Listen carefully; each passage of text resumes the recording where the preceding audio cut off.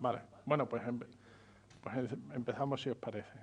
Como decía aquí, lo que veo nada más es un grupo de fans que no sé si habéis venido porque todavía os tengo que examinar o porque realmente os interesa o por lo que sea, pero yo os voy a contar mi rollo.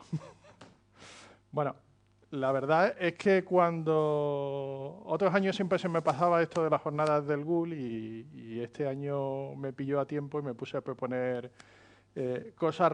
Realmente había propuesto alguna otra charla que creía que estaba más relacionado con lo que es el software libre y hacer uso del software libre, pero bueno, la democracia ha hablado y de las charlas que propuse esta es la que a más gente le gustó.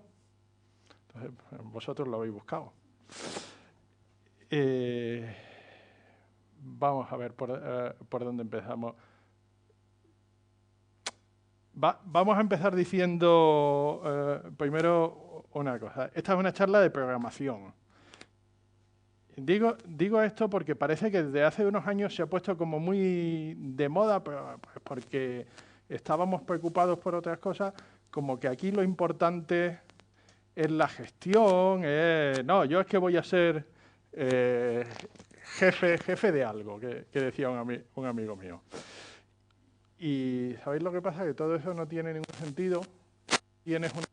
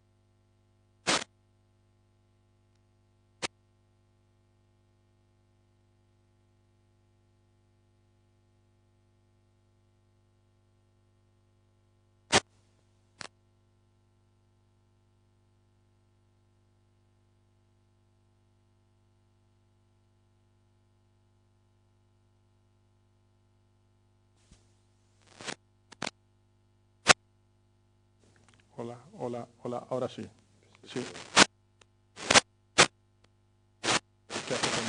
Es el cable.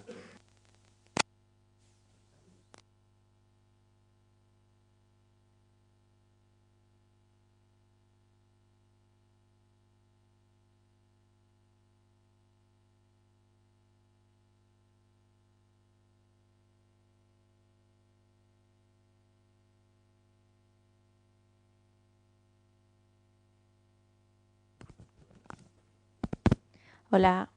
Este funciona. Hola, 1, 2. Hola, hola. Hola. Sí, tiene pinta. Este me lo pongo en la corbata.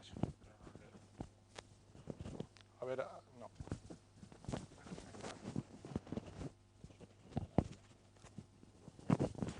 Hola. Hombre, sí, no.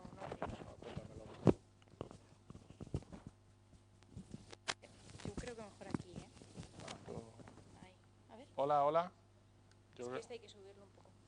Más que el de... Vale, sí, esto me lo meto en el bolsillo, eso me da lo mismo.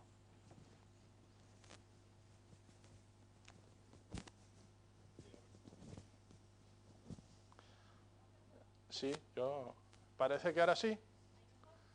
Vale. Perfecto. Gracias.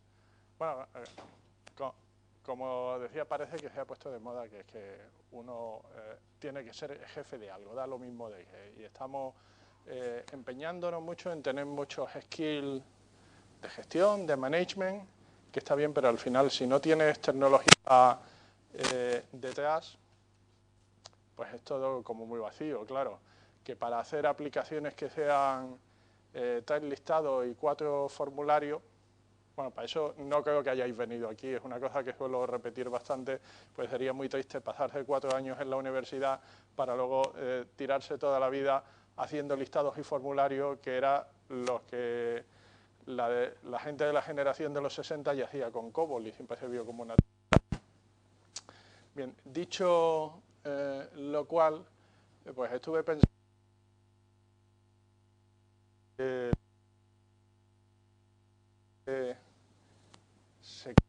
esto de las fugas de memoria, de los goteos de memoria. Pero en el que yo creo, es un debate en el que yo creo que muchas veces no se dice toda la verdad. Entonces, pues yo voy a dar mi visión de esto. Los que ya me conocéis, pues sabéis que es muy centrada en el lenguaje que conozco especialmente bien. Y de camino de contaros algún truco y alguna cosa y de cómo yo escribo el código y a mí me funciona, pues también rebatir algún argumento que creo que es demagógico o incluso una falacia, ¿no? Bueno, como estamos en esto del Google, del software libre, yo siempre pongo, en la mayoría de las charlas que doy, excepto en alguna muy particular, siempre tengo mi transparencia con los derechos Creative Commons y suelo subirlo a algún repositorio Git todas las charlas, ¿no? Antes de esto, algunas otras cosas que hacemos alrededor del lenguaje.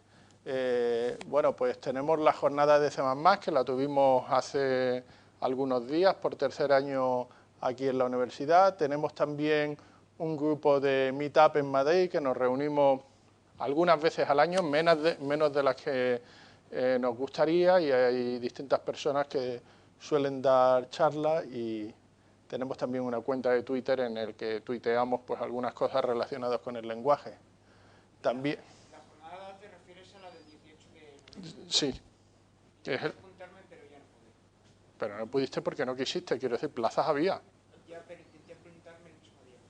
Para... Me daba error. Ah, pues porque estaba programado para que se cerrase el formulario. De todas formas, si queréis alguna cosa más sobre C++, hay un par de charlas más que tengo todavía pendiente. El viernes voy a repetir una de mis charlas favoritas en el CodeMotion, que es un evento de programadores que hacen todos los años. El año pasado había como 2.000 personas allí. Este año mandé también varias charlas y como siempre me cogieron la que yo no quería que cogiesen, pero bueno, pues ya sabéis, lo que a la gente le interese. Y tengo una de mis charlas que es que la herencia es la clase base de todos los problemas, que es una charla más divertida que esta. Y luego el día 4 de diciembre, algunos ya lo sabéis, pues el grupo C++ Meetups organiza, realmente esto no es una charla, esto es una mesa redonda en el que yo voy en modo muñeco de goma al que darle los palos. Van a venir varias personas del sector de los videojuegos. Yo la última vez que escribí un videojuego fue para un Spectrum. Esto era un procesador de 8 bits de los años 80. Bien. Y que era algo muy distinto a lo que son los videojuegos hoy día. Entonces, ¿yo por qué voy allí? Pues porque yo tomo el rol de representar el lenguaje C++ y entonces pues voy a contar qué estamos haciendo para intentar que la gente que desarrolla videojuegos sea algo más feliz, y ellos se van a quejar mucho y yo intentaré encajar los golpes. La mayoría de los motores de videojuegos están hechos en C++ porque no hay ninguna otra cosa que domine la complejidad y sea rápido. Punto. Ya hemos terminado el debate. Y luego, por ejemplo, uno que me ha sorprendido, que no lo sabía hasta hace unos días, que está hecho en C++, es Candy Crush. Es decir, no es el típico videojuego que tú piensas que estaría hecho en C++ o que requiere un rendimiento especial. Pero ¿sabéis lo que pasa? Hay una cosa que se llama batería. Y te gusta que los videojuegos no se la fundan. Y luego para el TechFest, digo charlas pendientes porque ya estuve hablando con los organizadores y este año, como siempre que yo propongo cosas, la gente coge lo que yo no quería, pues este año lo he hecho del revés, le he dicho, ¿vosotros qué queréis? Y entonces pues me dijeron que querían dos cosas concretas, pero hasta que no les mande las propuestas y las aprueben, no diré exactamente lo que son.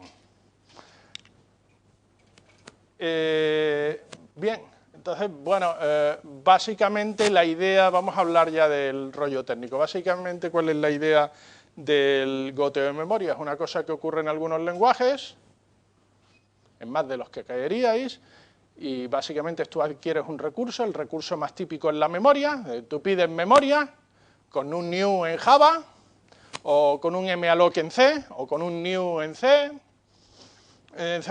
perdón, en distintos lenguajes de distintas maneras, tú adquieres memoria y la memoria hay que liberarla. Y si no la liberas, si tú no liberas el recurso, pues el problema es que el recurso sigue pillado. Ayer precisamente estuve hablando con una persona que desarrolla software para una institución, que no puedo decir el nombre, digamos, una institución bastante importante en España y que tienen una aplicación que tiene que funcionar 24 horas al día, 7 días a la semana, y lo que les pasó en esta aplicación pues es que tenían una cierta función que cada vez que la llamabas perdía unos bytes. El primer día no pasa nada, pero la aplicación sigue funcionando, no la puedes parar, el segundo día no pasa nada, y después de un mes la aplicación se queda colgada. Porque cada vez que has ejecutado esa función has perdido un K de memoria, y un K muchas veces pues hacen gigas de memoria, y cuando te has comido toda la memoria RAM, pues el programa no puede seguir. Esto es un problema real. Bien, entonces voy a empezar con un par de notas del autor de mi lenguaje favorito, y esta es una que me gusta mucho, que dice que solo hay dos clases de lenguaje: aquellos sobre los que la gente se queja y aquellos que nadie utiliza. Y esto es aplicable a todos los lenguajes, no hay más. Es decir, los lenguajes que son maravillosos es porque nadie lo utiliza, porque en cuanto alguien lo utiliza la gente empieza a quejarse, no todo el mundo es feliz con todos los lenguajes. Eso le pasa absolutamente a todos los lenguajes. Y la segunda es que cualquiera que venga y te diga que tiene un lenguaje perfecto, o es alguien muy naif, que simplifica excesivamente las cosas, o es un vendedor. Y a mí me gusta añadir que a veces probablemente las dos cosas. Bien, ¿cómo gestionamos la memoria?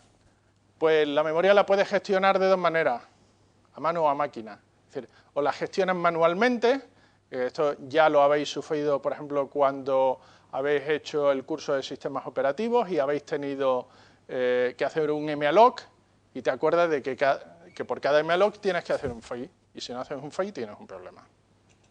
Bien. O lo puedes hacer automáticamente con la recolección de basura. La recolección de basura, que parece que es algo muy moderno, realmente podemos trazar históricamente hasta atrás, probablemente al menos hasta Smalltalk 68, y puede que antes. Es una técnica bien conocida desde hace mucho tiempo, y la idea básica es que yo, cuando adquiero memoria, a cada bloque de memoria que adquiero le añado un contador de referencia. Si solo lo he pedido en un sitio, pues el contador de referencia es 1. Cuando hay más puntos del programa que están utilizando ese recurso, voy incrementando el contador de referencia. Cuando el contador de referencia llega a 0, es seguro liberar esa memoria. De manera que yo pido memoria, pero nunca la libero. Y mágicamente el sistema la liberará cuando pueda. Bien. Mi primera experiencia con esto fue terrible. Yo en los años 80 empecé a programar en Smalltalk, también con las máquinas de los años 80, y de vez en cuando lo que pasaba es que se te quedaba todo feito y abajo aparecía un mensaje collecting garbage, y ya sabía que era el momento de ir a tomar un café. Las cosas han mejorado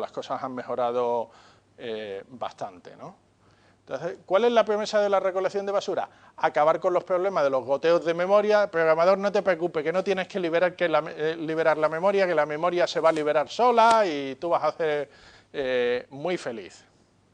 Y simplificar la vida a los programadores. Bien. Entonces, hubo unos diseñadores de un lenguaje que nos dijeron: este lenguaje, entre otras cosas, va a hacer la vida de los programadores mucho más sencilla, porque tiene recolección de basura y entonces la memoria se gestiona sola. Estoy hablando de Java. Bien.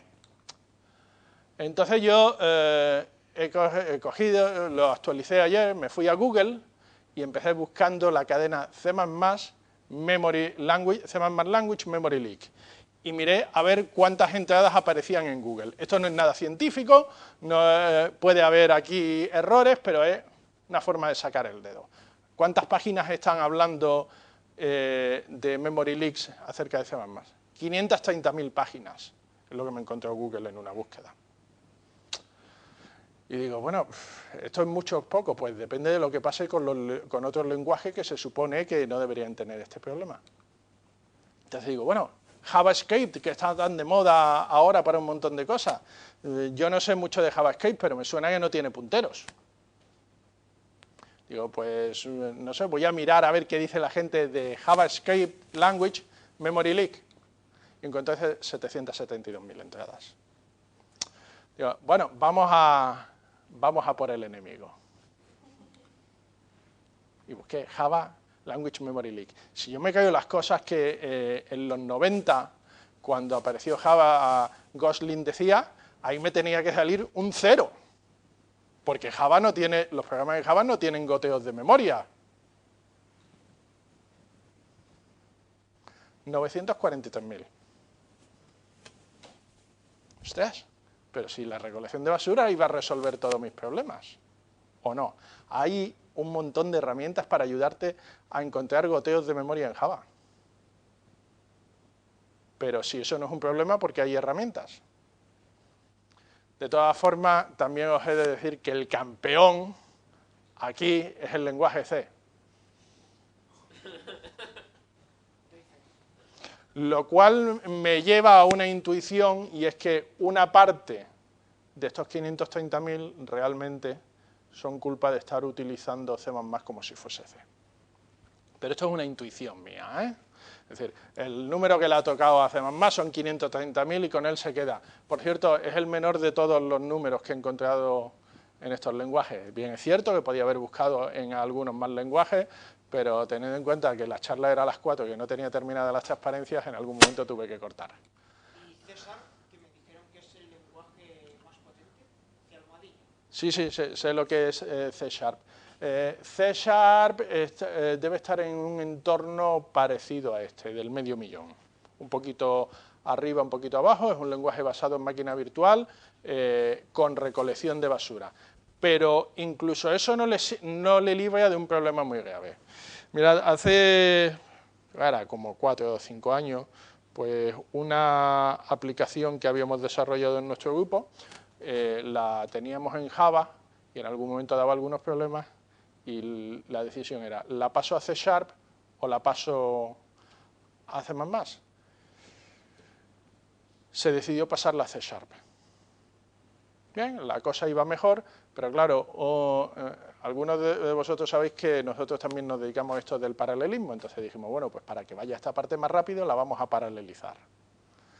Bien, entonces lo que encontramos es que una cosa típica que te pasa es que tú en un momento arrancas varios hilos y los hilos van muy rápido, pero de pronto el recolector de basura dice que tiene que reorganizar la memoria. ¿Y sabes lo que hace? Te para todos los hilos. Todos, no uno, todos, porque no se fía. Y entonces eso tiene un penalti de rendimiento importante. Bien. Esto me lleva a que la recolección de basura generalmente tiene impacto importante en el rendimiento. En los multicores esto es mucho peor. Y luego otra de mis frases favoritas es que la mejor manera de no tener problemas de recolección de basura o la mejor manera de gestionar la basura es no generar basura. Un programa que ya te dice que lo que está generando es basura, pues a lo mejor el programa es una basura. Bien, entonces he empezado con una cosa que visto el ritmo al que voy, a lo mejor lo único que me da tiempo y las otras 90 transparencias pues las cuelgo y ya está, pero vamos a ver. He empezado con una cosa muy sencilla, digo, voy a hacer un programa sencillote y lo voy a hacer en C y en C++. El problema es el siguiente, yo tengo un fichero con un mogollón de números que no sé cuántos son y están en formato texto. Me voy a hacer un programa que los lee, los ordena y me escribe otra vez el fichero ordenado. Esto es un problema de primero, ¿no? Bueno, pues lo he hecho de tal manera. Lo siento, no lo he hecho en Java. El poco Java que sabía creo que ya lo he conseguido olvidar. Bien, entonces esta es la versión en C. No tenéis por qué ver todos los detalles. Esto está escrito en C. ¿Vale? En C puro y duro. Básicamente este trozo de aquí lo que hace es comprobar los argumentos y todo está en una función runsort. Lo que he hecho aquí es comprobar los argumentos, abrir dos ficheros con fopen de C de toda la vida.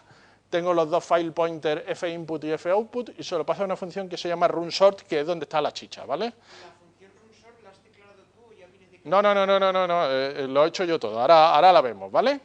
Entonces esta función lo único que hace es que toma dos ficheros abiertos y y hace lo que tiene que hacer. ¿Qué es lo que tiene que hacer runsort? Pues toma los dos ficheros abiertos y básicamente lo que tengo aquí es un bucle en el que cada vez voy leyendo un número y lo voy insertando en una lista, porque lo que me he hecho es una lista enlazada. La idea es que una primera estrategia de implementación es, yo tengo una lista enlazada al principio vacía y voy insertando siempre en orden. Entonces al final lo que tengo es una lista enlazada con todos los números ordenados. ¿Vale? Entonces voy insertando en orden, si aquí sí tengo un problema en el final, y luego los imprimo. Y esto básicamente es la tortura de código que tiene que escribir uno si lo que tiene es un compilador de C y ya está, y no tiene ninguna biblioteca, pues me he tenido que hacer una lista simplemente enlazada, aquí estas cosas que son de primero de programación, y luego lo imprimo, ¿no? Esta es una estrategia, ¿vale? Bien. Bien. No os voy a torturar ahora, pero este programa está mal hecho. Este es mi primer intento y el programa está mal hecho. ¿Qué problemas tiene este programa? Pues primero, que aquí yo cada vez que voy insertando un nodo, voy creando en memoria un objeto para un nodo que va a tener el número y el puntero al siguiente. Y joder, la verdad es que lo estaba escribiendo esta mañana mientras iba en el tren y se me ha olvidado, qué curioso, se me han olvidado los free, no he liberado la memoria. Pero esto es algo que pasa habitualmente, que al final muchas veces se nos olvida liberar la memoria. Y os pondré muchos ejemplos de por qué se nos puede olvidar. Pero este tiene otro más sutil aquí. Este programa tiene aquí en el main, tiene otro goteo de memoria. Y el goteo de memoria, en este caso, se corresponde con que yo he hecho aquí un fopen en el file pointer y no he hecho el fclose. Bueno, esto quiere decir que no siempre el goteo de memoria es porque se me ha olvidado hacer un free. Es que este fopen reserva internamente un buffer que yo, como soy un pobre programador que he salido el manual, pues no sé que eso internamente tiene un buffer y tiene otro goteo de memoria. ¿Vale? Además, esto es una prueba, luego os daré números, de que nunca hay que hacer cosas con listas enlazadas. Bueno, o casi nunca, en el 99% de los casos no hay que hacer cosas con listas enlazadas. Luego os doy los números. Bien, pero entonces lo voy a intentar de otra manera ya de programador C avanzado, ¿eh? Entonces a un programador C avanzado se le ocurre hacer lo siguiente. Bueno, esta parte es exactamente igual, es el mismo programa principal, ¿vale? No he hecho nada distinto. Sigo teniendo el goteo de memoria del fopen y el fclose. Y digo, bueno, pero hay otra cosa que yo puedo hacer. Bueno, si yo lo voy a tener en un array, puedo utilizar la función qsort de la biblioteca de C. Vale, chachi. Pero claro, el problema es que yo antes de empezar no sé el tamaño que tiene el array, porque no me han dicho cuántos números va a haber.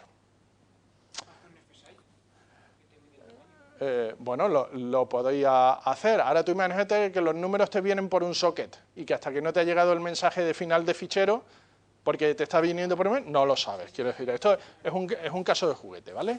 Entonces, lo que sí puedo hacer es lo siguiente. Mirad, lo que hago aquí es que inicialmente me cojo un buffer de 1024 elementos.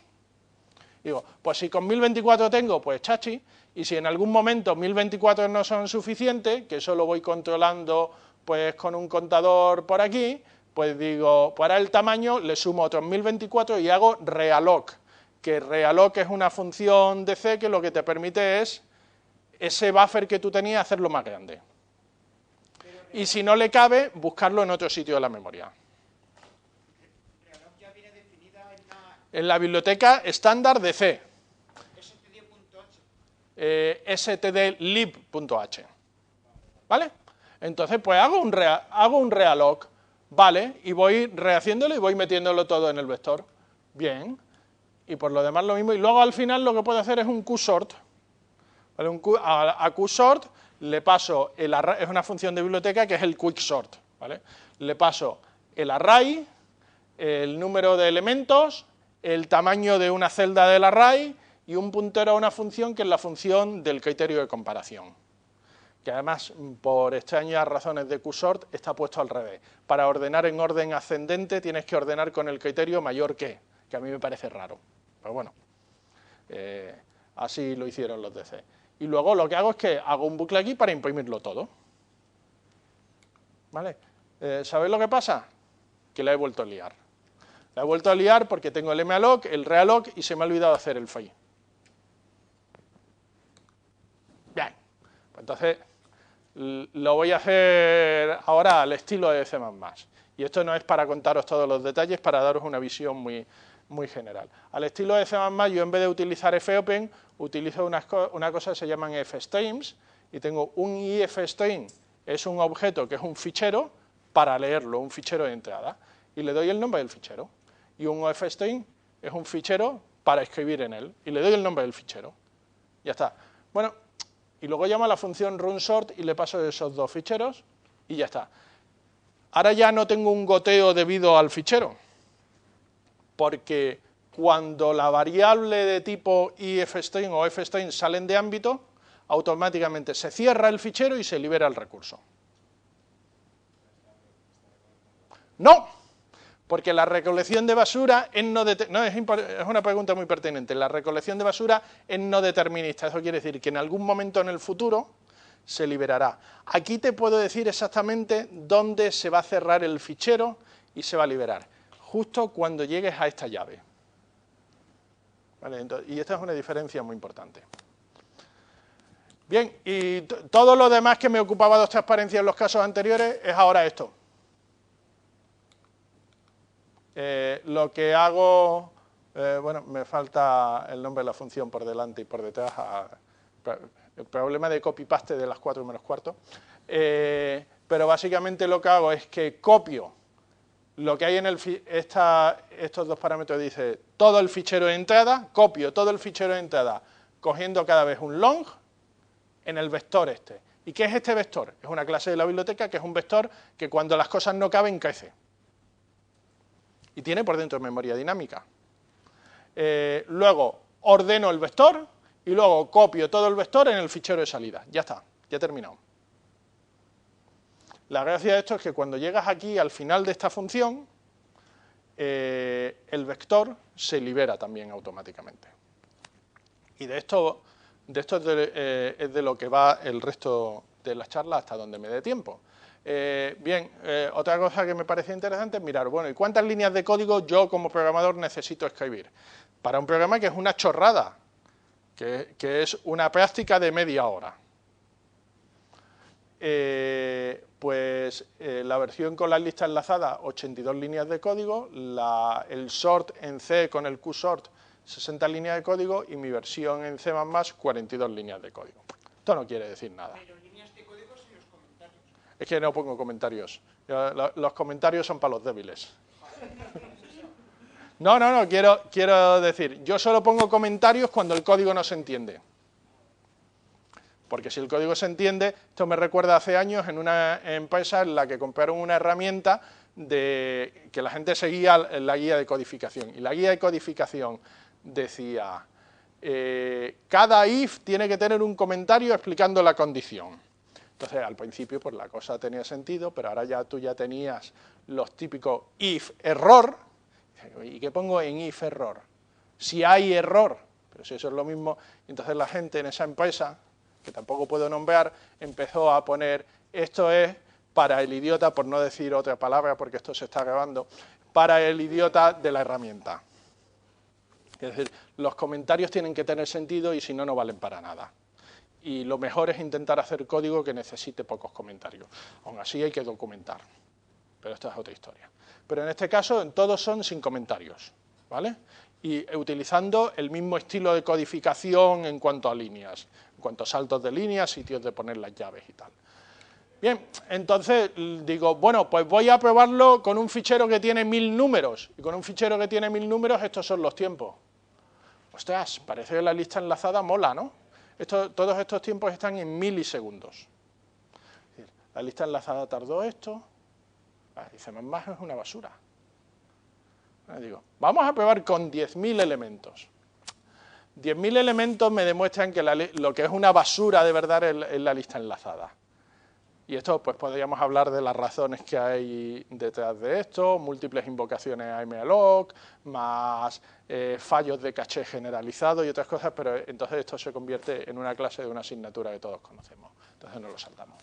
Bien, digo, vamos a probar para 100.000 elementos.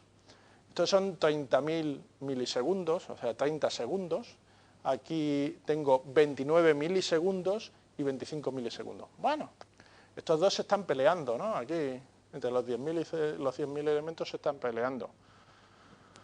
Y con 1 millón de elementos, ya he renunciado a medir cuánto tarda la lista enlazada, ya la damos por perdida. Y bueno, pues aquí tenéis.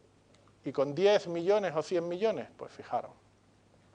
Básicamente, esta versión acaba generando unos tiempos un 30% menor que la versión que se suponía que era muy lista, de alguien muy listo, de alguien con conocimientos avanzados de la biblioteca de C. Y esto del reloj, no todo el mundo de primera, no está en todos los libros. Era una técnica más. Y sin embargo, la versión de C++ es lo que pone en cualquier libro de Aprenda usted a programar en C++. ¿Vale? Y entonces pues tenemos esta diferencia de tiempo. Lo que sí que es importante de estas tres versiones es, bueno, ¿y cómo estamos usando la memoria? Claro, yo ya me sé el código y sé dónde están los memory leaks, pero tú estás haciendo un programa y no tienes ni idea de dónde están los memory leaks, y entonces dices, ¿y esto tiene memory leaks y cómo estoy utilizando la memoria? Y entonces viene en tu ayuda tu amigo Valgrind, que te dice dónde están los memory leaks. Entonces ejecutas Valgrind, que es una herramienta de software libre. No he utilizado ninguna herramienta propietaria para preparar esta charla, ¿vale? Y entonces Valgrind, pues le llamo al programa con la tool memcheck. Bien, ¿y qué me dice Valgrind? Además de una traza más o menos complicada y tal, pues lo que me ha dicho es que a la salida me he dejado por detrás 17.000 bytes, 17 kilobytes sin liberar. Que he hecho 1.002 llamadas a malloc, 1.002 reservas de memoria y ninguna liberación. ¿Vale? Se puede llamar este programa además con parámetros más interesantes y con la versión de debug y te va a decir dónde hiciste cada malloc que no tiene un correspondiente fail. Esta es una herramienta sencilla y potente, de línea de comando, con ficheros y tal, al estilo Linux, pero que está muy bien. Bien, entonces digo, bueno, pues voy a hacerle lo mismo al programa este con el realloc. Y entonces lo que me ha dicho es que esta vez solo he perdido 9.000 y pico bytes, 9.328 bytes en 3 bloques de memoria. Fijaros que aquí tenía 1.002 bloques de memoria y ahora solo he perdido 3 bloques de memoria. Uno del primer fopen, otro del segundo fopen y otro del array entero. Pero los he perdido. ¿Vale? Y la línea que siempre me interesa a mí es definitivamente perdidos 8.192 bytes. Bien, bueno, pues chungo, ¿no? ¿Y qué es lo que pasa en el caso de SORCPP? Pues en el caso de SORCPP definitivamente perdido 0. Bien, pero creo que más interesante porque, a ver, se pueden tener leaks en C++ sin ningún problema, a la gente le pasa y yo os voy a contar algunas cosas para que os pase menos. Es decir, te puede pasar. Lo que es interesante es conocer las herramientas para identificarlo y ver cómo corregirlo. Bien, entonces me vais a permitir ahora un paseo muy rápido por el modelo de memoria de C++ en cuanto a la memoria dinámica, para ver un poco las cosas que puedes hacer, porque son un poquito distintas en otras partes, ¿no? las diferencias con C. Básicamente yo tengo dos cosas. Una cosa es el almacenamiento en la pila, en el stack, que lo llamamos almacenamiento automático. En la pila, ¿vale? Y dentro de una función, cuando tú te declaras una variable local, pues se almacena en la pila. Bien, fácil, ¿no? Una cosa importante es que los objetos de almacenamiento automático son más sencillos de utilizar. ¿Por qué? Porque no hay que liberarlos. Cuando tú te sales de la función, las variables locales se liberan. Ya está, ya has terminado, ¿vale? Y no hace falta utilizar punteros. Bien, aquí tenemos una función y tengo un entero X y una cadena texto. Bueno, cuando yo llego justo aquí a esta línea, a cerrar la llave de la función, todas estas cosas se liberan. El entero, pues liberarlo es simplemente borrar el contexto de pila. En el caso del string, en el contexto de pila internamente tendré un puntero en un sitio de memoria dinámica, pero a mí me da lo mismo. Cuando llegue aquí se va a liberar todo. Se va a liberar correctamente. Bien. Además, hay otra cosa bastante interesante. Fijaros que yo tengo ahora un objeto matriz de una clase que yo me he inventado que tiene 1000 filas por 1000 columnas. Esto es 1.000.000 de elementos. Si la matriz es de double, son 8 megas de memoria. Y ahora, en algún momento, en esta función se lanza una excepción. Bueno, es que aunque tú te salgas por una excepción, vas a cerrar la llave, con lo cual todos los objetos que están en la pila se liberan automáticamente de forma correcta. La otra cosa que tenemos, la otra abstracción, es esto que llaman el almacén libre. El almacén libre es el heap, montículo o memoria dinámica, ¿vale? Y los objetos que están en el almacén libre, bueno, lo que pasa es que son más flexibles, pueden hacer más cosas. Por ejemplo, pueden gestionar el tamaño en tiempo de ejecución y cambiar de tamaño. A veces pueden utilizar mejor, más eficiente la memoria, pero tienen un pequeño coste adicional en tiempo de ejecución debido a que hay que reservar la memoria. Bien. Lo que pasa es que muchas clases ya que están en la biblioteca estándar, pues esto lo hacen automáticamente. Es decir, un vector o un string son tipos de la biblioteca estándar que internamente ya tienen la memoria dinámica. Bien. El almacén libre contiene la memoria disponible que el programa puede adquirir y lo que es... Hay que recordar todo el rato es que en C++ no puedes hacer new y no hacer delete. Es decir, que la memoria que pillas tú la tienes que devolver, ¿vale? Esta es otra cita. C++ es mi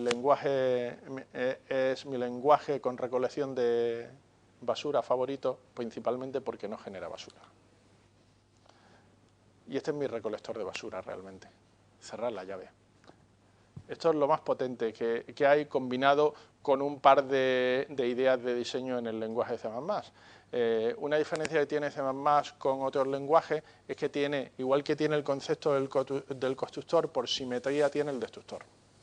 Entonces tú dices cómo se construye un objeto y cuando lo construyes pues típicamente a lo mejor vas a pillarte algún recurso, pero entonces tienes que explicarle también al compilador que hay una cosa que es el destructor, que es lo que se llama cuando quieres deshacer lo que hiciste en el constructor. Ya, pero vamos a ver, yo cuando hago un fichero en C utilizo la función fplus, que me limpia la memoria. ¿Sería lo que tú estás diciendo? No, no tiene nada que ver. De hecho, fplus lo único que hace es volcar el buffer de un fichero al dispositivo. Punto. Es una cosa es una operación muy específica. Yo lo que estoy diciendo, como veréis ahora, es bastante más general. Entonces hagamos un repaso muy rápido.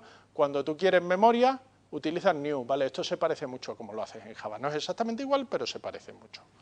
Es decir, si yo quiero un punterón entero, int asterisco p igual a new int. Esto reserva un entero. ¿Que lo que quieres es un array de entero? Pues entonces haría 10 double si esto lo hubiese escrito bien y aquí hubiese puesto double. Aquí, como no lo he puesto bien, lo que va a pasar es que el compilador va a decir, oye, no puedes. No, esto es relevante, porque si yo aquí en vez de poner esto hubiese puesto malloc size of char, ¿qué habría pasado? Que si el compilador había dicho, pues vale, y tienes un bonito error porque los tamaños no coinciden. Entonces, al ser esto una palabra reservada, este tipo de errores se pueden cazar. Con una función de biblioteca como malloc no se puede cazar. Bien, ¿qué efecto tiene? Una expresión newt devuelve un valor de tipo puntero a t, una expresión newt donde le pones un n, un número, pues devuelve un puntero a un array de n elementos, ¿vale? Y siempre te devuelve un puntero al principio. Bien. No puedes saber cuánta memoria se ha asignado después de hacer el new, que la cuenta la tienes que llevar tú. Y hay razones de implementación y eficiencia para eso que, bueno, ahora creo que no vienen al caso. Bien, luego otra cosa que tenemos es una constante que se llama nullptr, no la horrible cosa esta del null de C, que esto es una palabra reservada del lenguaje que sirve para representar el puntero nulo. Es decir, cuando un puntero no apunta a ninguna parte, mejor que apunte a un sitio que es, esto no es ninguna parte. Bueno, depende de cada implementación, es decir, cada compilador lo puede hacer de una manera distinta. La cosa más típica que hacen la mayoría de los compiladores, por ejemplo, si quieres saber GCC, esa es la dirección de memoria 0, porque la dirección de memoria 0 es una dirección de memoria que está prohibida. Hay otros compiladores que lo harán apuntar a una dirección en la ROM o una dirección del sistema operativo, algo que sea cazable por el sistema operativo.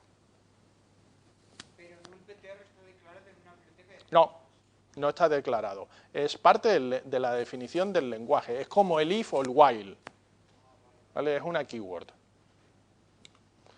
Tenemos estas otras alternativas que por distintas razones son horribles, entonces mejor no utilizarlas, están ahí por compatibilidad hacia atrás.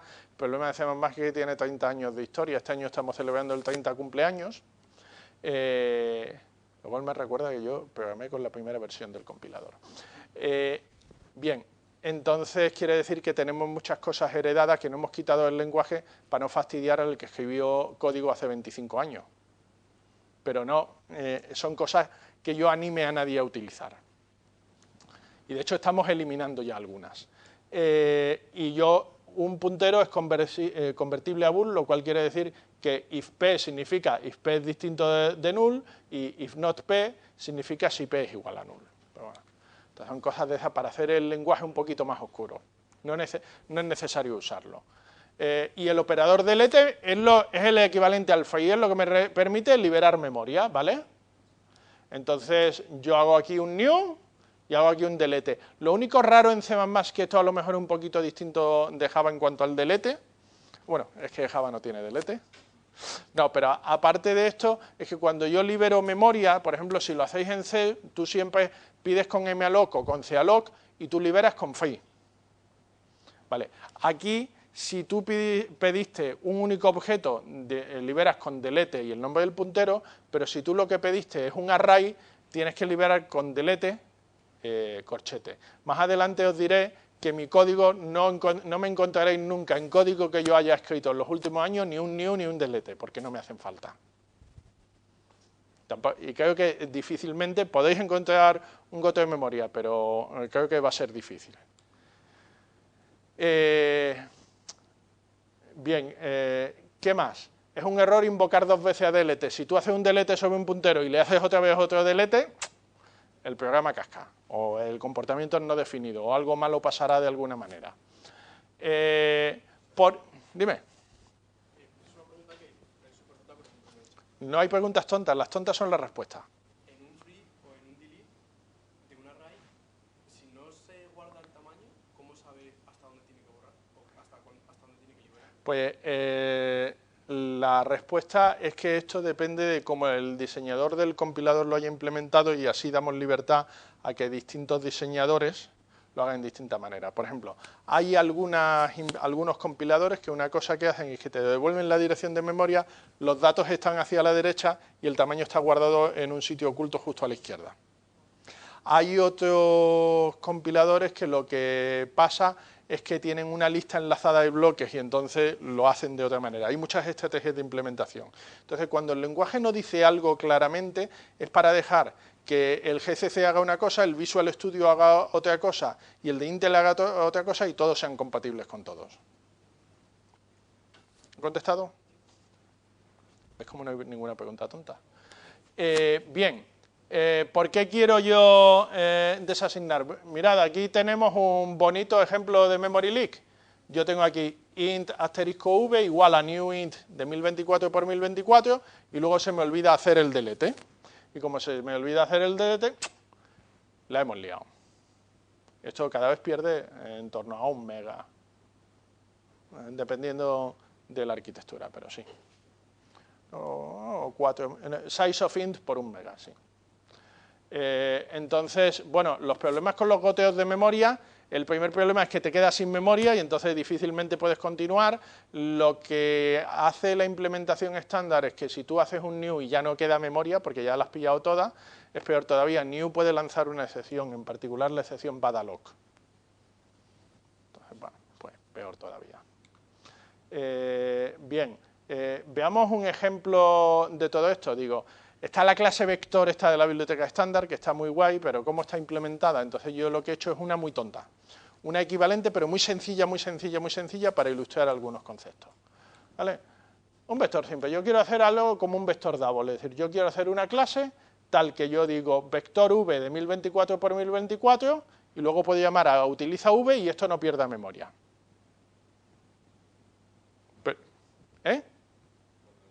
Con lo del destructor.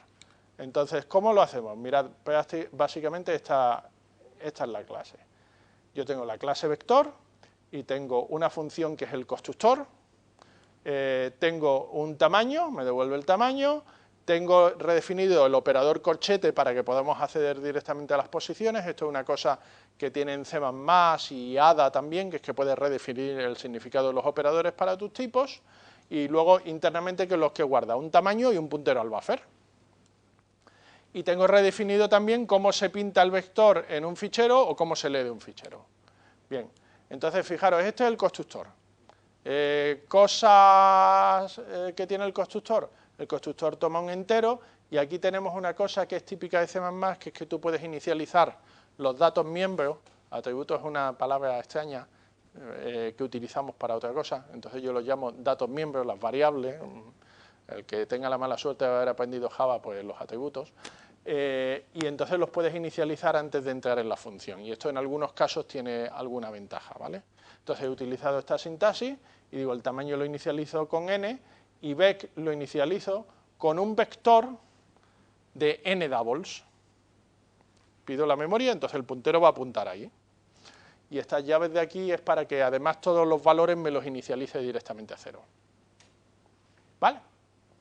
¿Y cómo se pinta en un fichero? ¿Cómo se escribe en un fichero?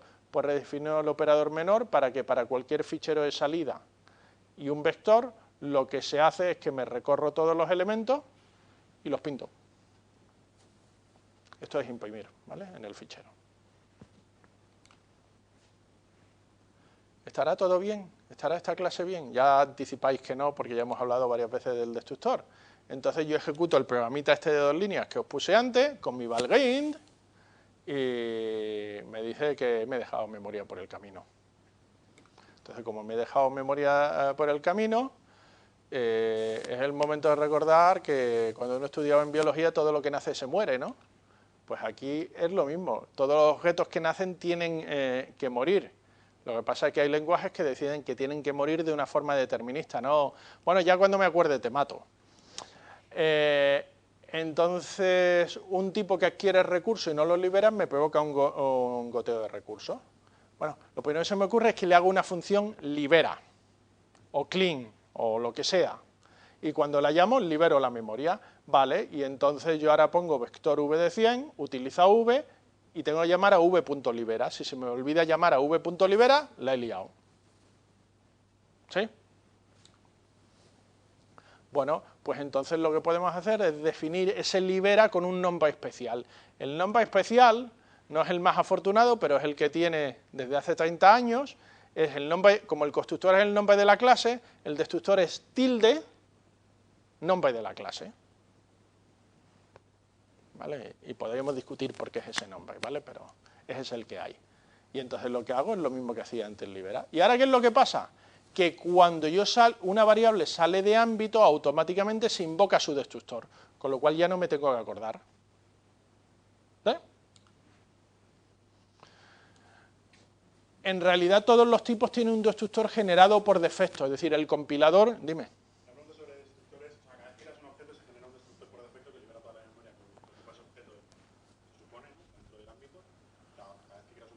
A ver, ¿qué quiere decir aquí? Yo creo el objeto V, se invoca, no se crea un destructor, el destructor es parte de la definición del tipo. Se genera automáticamente una invocación, una llamada. Sí, no, pero aunque no lo declares tú en el código, se genera un destructor por defecto, supongo. Sí, eso es lo que iba a explicar ahora, cuáles son las reglas del destructor por defecto. Sí, pero es que me tengo que ir ya. Pero si yo genero, o sea, puedo declarar aparte del por defecto un destructor cualquiera. Si tú haces uno, el de por defecto ya no existe. Tú lo que haces... Por ejemplo, imprimiese cada vez que quiero salir en el destructor, imprimiese un objeto destruido, no haría ninguna liberación de memoria y tendrías el mismo problema. Claro, entonces tiene... No, pero solo es para los recursos adicionales, entonces de todas formas lo vas a tener que hacer. ¿Vale? Entonces, mirad aquí, todos los tipos tienen un destructor generado por defecto y el compilador, para la mayoría de los casos, te genera uno que es el que tú quieres tener. ¿Vale? Me decís cuándo tengo que terminar, porque vamos a empezar... No, sí, vosotros sé que tenéis clase. Pero los demás decidme cuándo queréis que termine, porque yo tengo aquí 95 transparencias que no os voy a contar ni de coña. Entonces, ¿a qué hora terminamos? Lo digo por... Bueno, lo que vosotros... Ya, pero lo que vosotros queráis, yo a vuestro ritmo. Es decir, si no, pues os cuento unas cosas así. A mí no me parece mal que siga. Vale, bueno, pues yo sigo. Vale. Espera, antes de que sigas. Sí. Has comentado muchas veces que Valgrind, que es un programa... Es una herramienta que está en todas las distribuciones, bueno, que es una herramienta de software libre, que está en Linux y que puedes utilizar. Hay otros chequeadores de memoria, este no es el único, está Memcheck y hay muchas, pero yo os intento contar siempre herramientas que son de software libre y que podéis utilizar fácilmente. Pero hay otras herramientas en el mercado, algunas más baratas, otras más caras. Yo os cuento pues una que a mí me funciona, que es Valgrind. Entonces... Valgrind es bajo terminal. Sí, hombre, las cosas serias se hacen bajo terminal. Esto de los entornos de desarrollo es para débiles.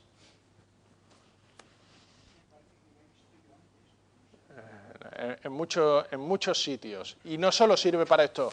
Esta es una de las utilidades, sirve para simular los accesos a caché, sirve para analizar el thread safety de un programa. Hay mucha gente que hace plugins para esa herramienta. Bueno, como os decía, el compilador te genera un destructor. Entonces, en la mayoría de los casos, si tú lo que pones son variables o en una estructura o en una clase pones datos miembros que ya tienen destructores, el destructor de, por ejemplo, estudiante es llamar recursivamente a los destructores de todos los miembros. Entonces, si string tiene su destructor bien definido y vector de double tiene su destructor también bien definido, pues el otro destructor, el compilador lo sintetiza automáticamente y tú no tienes que hacer nada. No penséis que esto del destructor es que tú te tienes que escribir el destructor en todas las clases. Básicamente solo en las clases en las que tengas recursos que gestionar. Es decir, o porque estás pillando memoria y entonces la vas a tener que liberar, o porque estás abriendo un socket y entonces lo tienes que cerrar, o porque has abierto una conexión con la base de datos y entonces la tienes que cerrar. Cosas así. En la mayoría de las clases, el que te genera por defecto el compilador está muy bien. Bien. Otra afirmación interesante es que cuando uno copia algo, la copia es distinta del original, es una cosa distinta. Copiar genera algo, parece algo evidente. Yo cuando tenía que recoger un puntero en C, muchas veces en vez de cogerme el valor del puntero, me cogió basura. Pero eso es porque estaba apuntando a donde no debía o porque ya lo habías liberado. Pero digo que en general, cuando tú copias un número, el número copiado es otro número, que valdría lo mismo, pero es otro, existe en otro sitio de la memoria. Esto tiene que ver con el concepto de identidad. Por cada tipo se generan automáticamente dos operaciones de copia. Una se llama constructor de copia y otra operador de asignación de copia. Sirven para copiar, ¿vale? ¿Y qué es lo que hace, lo que te genera el compilador? Pues copiar los datos, dato a dato, que es lo que en el 98% de los casos quieres cuando quieres copiar. ¿Vale? Entonces, mirad, yo tengo aquí la variable x de tipo t, y si yo digo i de tipo t iniciado con X, así entre llaves, esto es una construcción de copia, y entonces se invoca la operación de copia.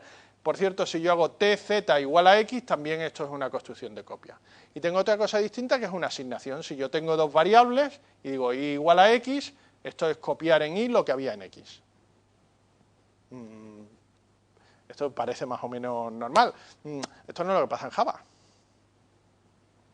Cuando tú tienes un objeto de mi clase X y tú haces Y igual a X, no estás copiando.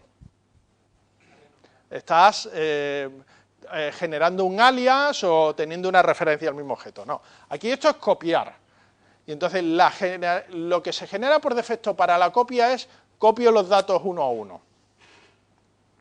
Es decir, si tú tienes una estructura con X y Z, copio X, copio Y y copio Z. Bien, para tipos primitivos se copia el valor. Lo malo es que para tipo puntero lo único que puede hacer el compilador sin que nosotros le ayudemos un poquito es justo lo que no nos gustaría, y es copiar el valor del puntero, y ahora tienes dos punteros apuntando al mismo sitio.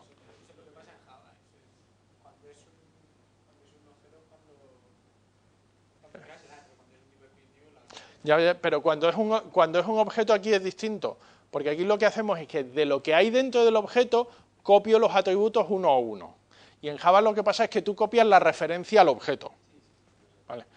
No es exactamente lo mismo. Fijaros lo que me pasa con mi programa al que le había puesto el destructor y ya era feliz porque ya lo había arreglado. Y entonces, claro, el programa lo complico un poquito. Tengo mi vector de 5 elementos, digo v de 2 igual a 5, v de 4 igual a 3,5. Y luego digo vector w a partir de v. Y ahora imprimo v e imprimo w. Y ejecuto el programa y me da este casque. A ver, me imprime aquí el vector v, me imprime aquí el vector w, los 5 elementos, y luego me salió esto por la pantalla. El programa copia double free or corruption, fast stop. ¿La has cagado? Digo, joder, pues vaya ejemplo. Entonces digo, bueno, a mi amigo Valgain seguro que me dice algo más. Y me dice todo este chorro. ¿Y qué es lo que puedo ver yo en este chorro? Invalid free, es decir, he hecho una liberación, o free o delete o algo así, en el operador delete que fue invocado por el destructor de vector. O sea, donde la he liado es con el destructor de vector. Pero si el destructor de vector habíamos quedado que estaba bien. Ostras. Y luego otra vez se ha invocado sobre el mismo puntero con el destructor de vector. Es decir, estoy haciendo una doble destrucción. Pero si yo tengo v y tengo w, y son dos cosas distintas. ¿Qué es lo que me está pasando? Al realizar la copia, he copiado la dirección del array. Es decir, tengo aquí v2 y digo, copio el 5, copio este puntero, pues los dos apuntan al mismo sitio. Cuando llega el destructor, ¿qué es lo que va a pasar? Al destruir v1, lo que voy a hacer es un delete de este buffer, y cuando llegue el destructor de v2, voy a hacer otra vez el delete del mismo buffer.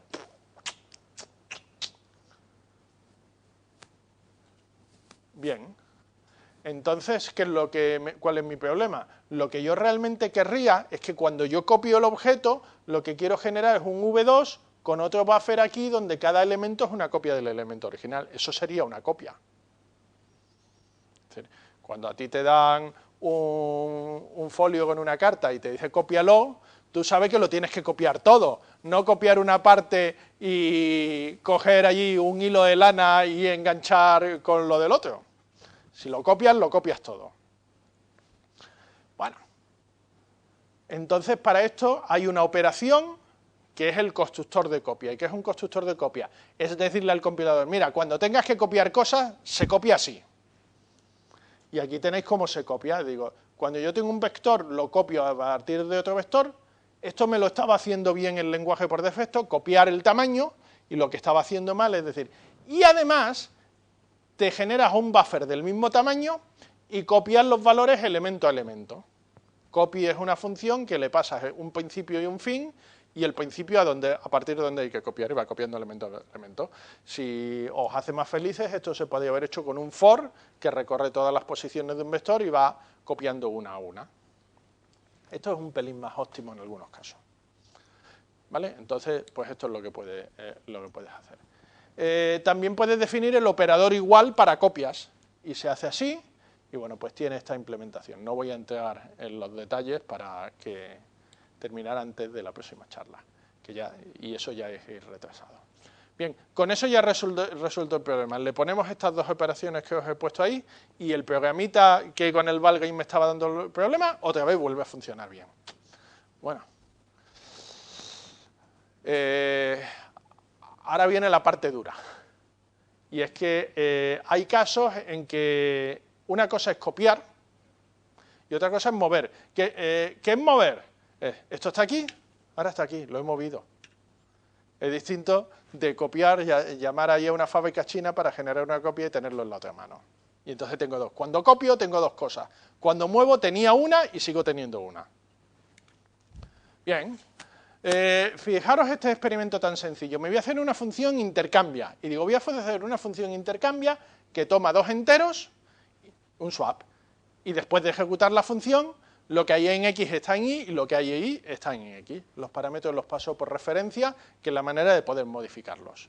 Y entonces, bueno, es el algoritmo típico. Tengo una variable auxiliar o temporal donde copio X, luego Y lo copio a X y la variable auxiliar lo copio a Y. Y yo tengo dos valores, A igual a 2 y B igual a 4, y digo intercambia, y ahora A vale 4 y B vale 2. ¿Sí? ¿No? Fantástico. ¿Y cuántas copias de valores se realizan? 3. Aquí tengo una copia, aquí tengo otra copia, aquí tengo otra copia. ¿Vale? Si son enteros, he copiado en total 12 bytes. ¿Sí? No busquéis nada raro, no.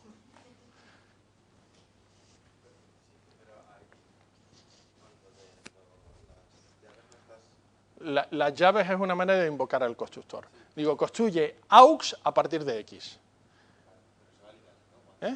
Si es que aquí no hay memoria dinámica, que no hay nada que liberar, no busques que no hay nada que liberar. Vale, ahora digo, bueno, pues si este algoritmo me ha funcionado, me lo voy a programar igual para vectores, ya que tengo copias, ¿no?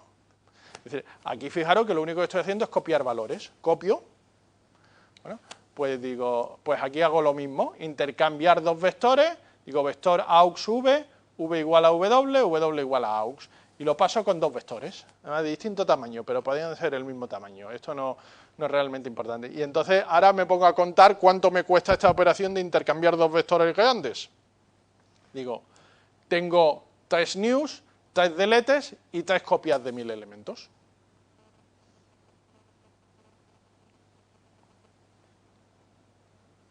¿Vosotros creéis que se pueden intercambiar dos vectores de una manera más sencilla?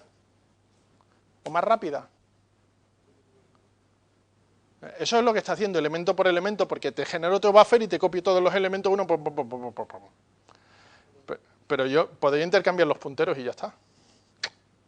Siempre necesitas una copia cuando te vas a intercambiarlo. Sí, bueno, no pasa nada. Fijaros, si yo me puedo meter, si yo tuviese acceso a la implementación de vector, que como las cosas son privadas no la tengo, pero imaginad que lo pongo todo public. Los atributos los pongo todo public.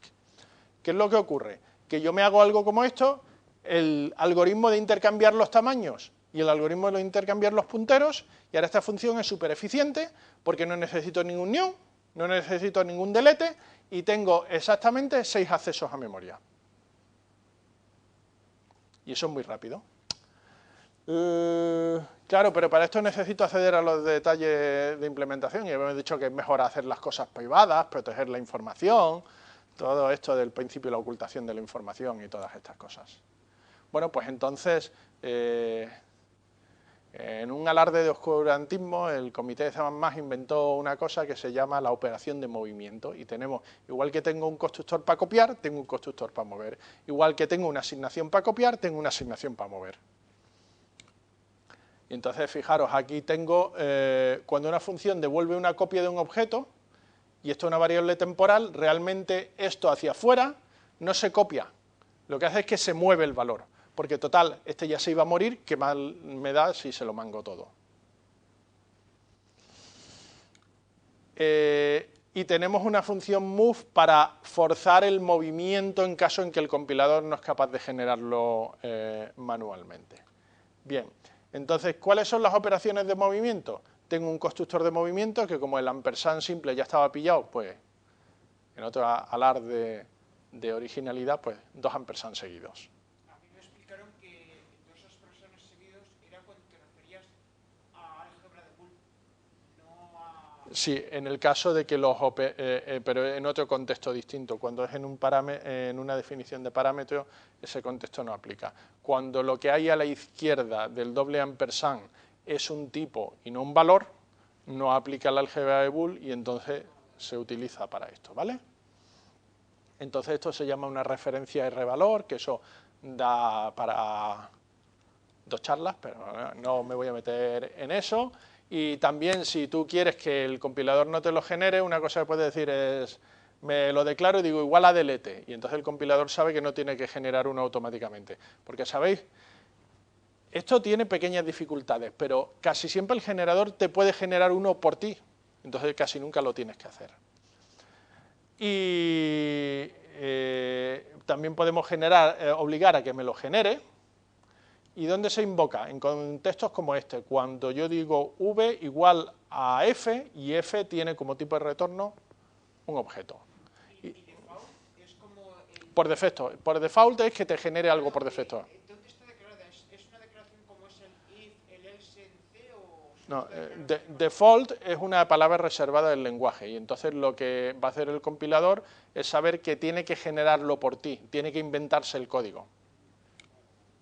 Y lo mismo ocurre con el operador de asignación, que se llama operador de asignación de movimiento, ¿vale? Estos son pequeños detalles técnicos que nos llevan a que yo ahora puedo definir el constructor de movimiento tal que así, copio el tamaño y copio el vector, y el original lo vacío. Esto es como el ladrón de cuerpos, ¿no? Es decir, dejas la cáscara pero te llevas todo el contenido, pues lo que hace. Tú te lo copias y entonces se lo quitas a él y ya lo has transferido. Y lo mismo se puede hacer con el operador igual, el operador de asignación, ¿vale? Lo que haces es intercambiar. Bien, una vez que hemos hecho esto, lo que ocurre es que en mi programa, el último que volví a tener problemas, ha dejado de tener problemas. Y otra vez soy feliz. Bien, dicho lo cual, todavía estamos con el problema de los punteros, ¿no? Yo aquí había venido a deciros que no hay memory leaks. Fijaros en este trozo de código. Yo tengo un puntero igual a un new vector y tengo aquí g a la que le paso el puntero y digo if h asterisco ip return del ETP. Fijaros, yo he hecho un new y al final estoy liberando la memoria. Es como un malloc y un free. Ya, pero si yo llamo a una función g y esa función lanza una excepción, ya esta línea de aquí no la voy a ejecutar. Goteo de memoria. Si este if es cierto, me salgo por ahí. Y además tengo otro error más sutil. He reservado con un new y estoy liberando con un delete. Ahora, si este new fuese un new de corchetes, muchas veces como no caben las dos cosas en la pantalla a la vez, pones el delete que no es. Estas son las malas noticias, es fácil meter la pata. Ahora vamos a ver cómo podemos resolverlo. Podría tener un recolector de basura, pero esto tiene muchos inconvenientes. Muchos inconvenientes que hacen que mi aplicación vaya despacio. Y si yo quiero hacer un juego a 100 frames por segundo, pues a lo mejor no es una buena idea. Bien, ¿qué es lo que puede hacer? Bueno, pues normalmente la solución más simple suele ser la correcta. En este caso, yo no si voy a hacer un new en una función y voy a hacer el delete en la misma función, ¿para qué quiero la memoria dinámica? Para nada, porque esto mismo código lo puedo escribir así. Declaro una variable local de tipo vector, es decir, el objeto lo creo en la pila. Si esto lanza una excepción o si esta función sale por aquí, da lo mismo, al final se destruye el objeto. Esto es una cosa que no puedes hacer en los lenguajes de recolección de basura porque todos los objetos necesariamente los tienes que crear con new. Entonces siempre se crean en la memoria dinámica. Bien, de todas formas tenemos varias clases que llamamos punteros inteligentes en C++. ¿Cuál es la idea? A ver, yo quiero tener la funcionalidad esta, la misma que he utilizado con el vector, de que el destructor me gestiona las cosas. ¿Vale? ¿Cómo lo puedo hacer? Pues tengo una serie de clases, que básicamente las dos que os voy a contar son estas dos de aquí, y la última está despreciado y de hecho la vamos a eliminar en C++17, la vamos a borrar ya del mapa, ni siquiera como dpktet, ya no va a existir. Entonces, la primera idea, ¿cuál es? Si yo lo que quiero tener es un puntero al que pueden apuntar varios, puedo tener un puntero que tenga escondido un contador de referencia. Y cuando el último de las referencias se destruye, en ese momento deterministamente se libera. Y eso se llama un shared PTR. Si yo quiero un shared PTR a cadena, digo shared PTR de string. Y digo P1 igual a new string. Cuando hago P2 igual a P1, lo que pasa es que P1 y P2 están apuntando a la misma cadena y mi contador de referencias vale 2. Bien, le puedo preguntar cuál es su tamaño, es decir, en este caso sería el tamaño del string, es decir, con el operador flecha, igual que con los punteros básicos, puedo invocar a cualquier función del objeto apuntado. Puedo utilizar el asterisco, igual que con los punteros básicos.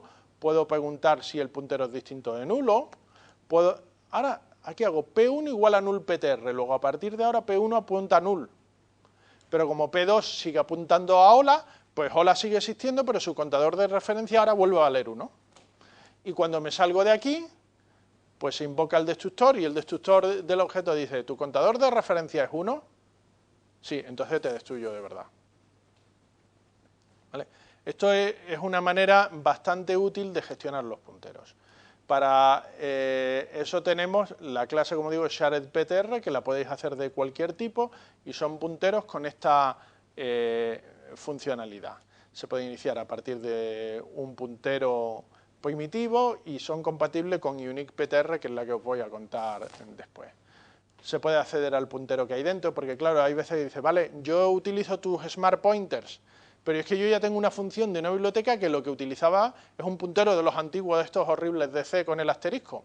Pues no pasa nada, porque cuando llames a esa función, la llamas con p.get y le estás pasando el puntero antiguo que hay por ahí escondido. Es que eso te iba a preguntar, si los punteros inteligentes también existen en C. No, nada de lo que yo cuento existe en C.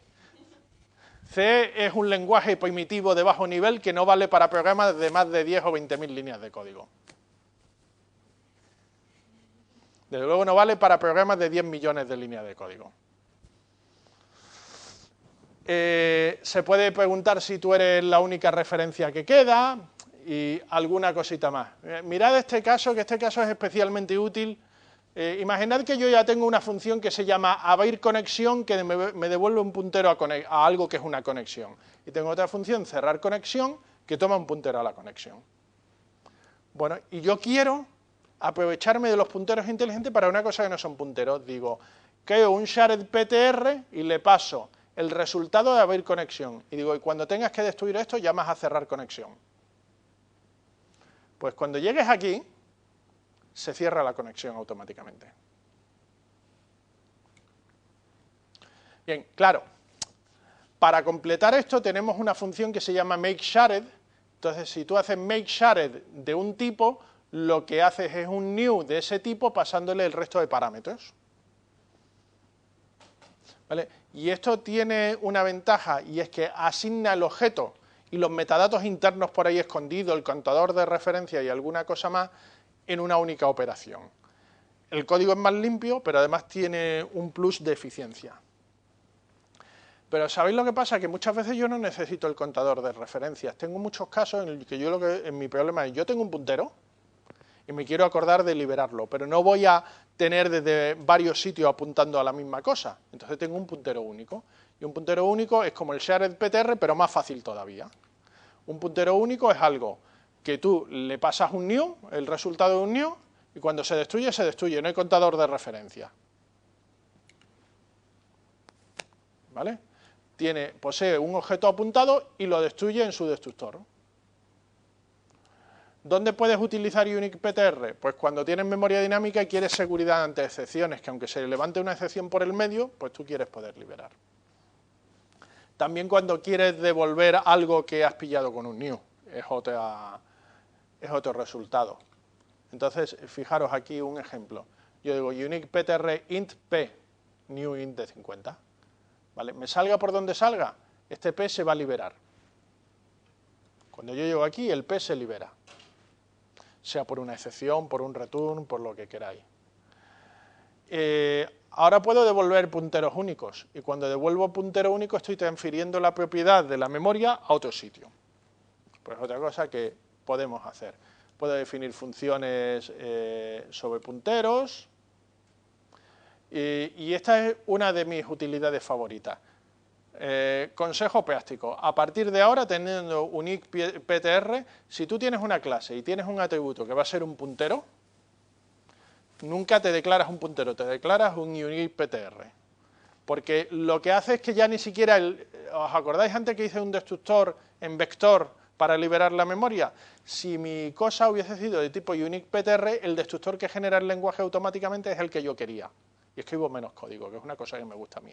Escribir poco código, que lo genere el compilador, que es más listo que yo.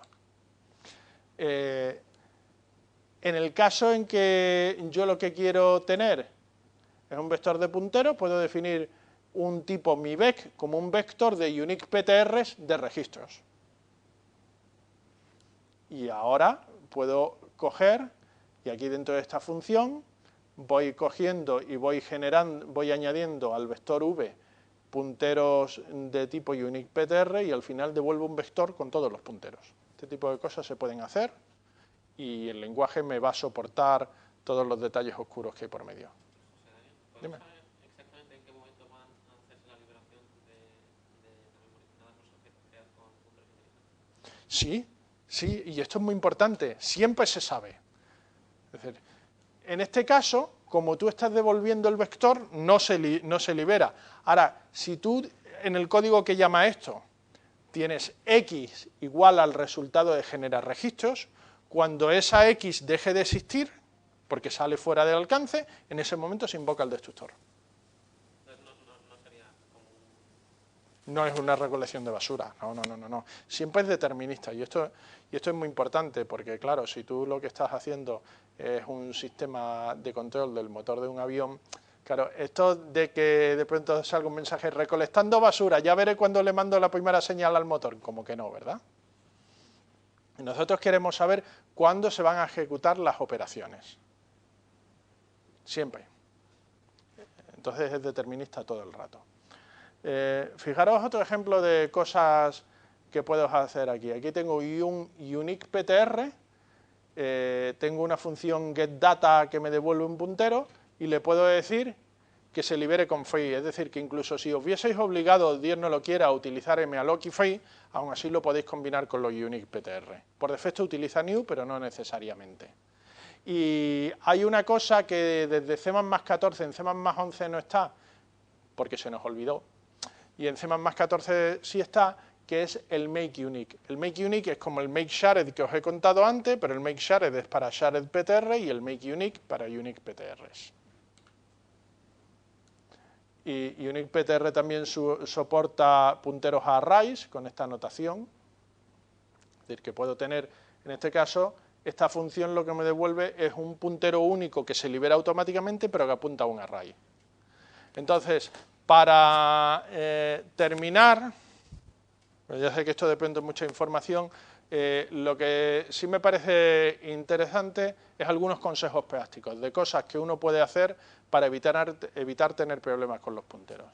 Entonces, mi primer consejo es evitar el paso de parámetros de tipo array como un par puntero tamaño. Es decir, tú tienes un array en un sitio y se lo quieres pasar a una función, y cuando programamos en C, lo típico es le paso un puntero al principio del array y el número de elementos que tiene el array. Niños, no hagáis nunca eso solos. Mirad, aquí tenéis un ejemplo. Tengo la función f que toma un puntero v y un tamaño. Entonces, un día yo hice new int 10, 10 y todo iba bien. Y luego estoy manteniendo el código y digo, no, que el array tiene que ser de 5. Pero como lo tengo puesto en dos sitios, es muy fácil que cambie uno y otro no. Y ahora ya esta función se vuelve loca, porque piensa que tiene 10 elementos, pero le he pasado un array de 5. Este es un error muy típico en muchos productos comerciales. Este es un error bastante típico. Bien, y fijaros aquí, o me declaro un array local de 10 elementos y llamo a f con w, y a lo mejor en medio hay 7 líneas de código y me equivoco y pongo un 2. ¿Cómo puedo hacer esto para no tener problemas? Una opción es con vector, es decir, pasar el vector, y un vector sabe el mismo su tamaño, con lo cual no puedes tener este problema. Digo, vector int getMyVector, que a lo mejor me da cada vez un vector de un tamaño distinto, da lo mismo, yo llego a F1 con W y no hay ningún problema. O yo me declaro, esta es otra clase de la biblioteca estándar, array de int de 3 elementos, esta es para arrays que conoce su tamaño a fuego en tiempo de compilación, es decir, donde pones este 3 no puedes poner una variable. Y lo has inicializado con los valores 1, 2 y 3, da lo mismo. Yo paso F2 a una cosa que toma un array. En estos dos casos es imposible meter la pata. Este es un consejo sencillo. Nunca paséis a una función un par puntero tamaño.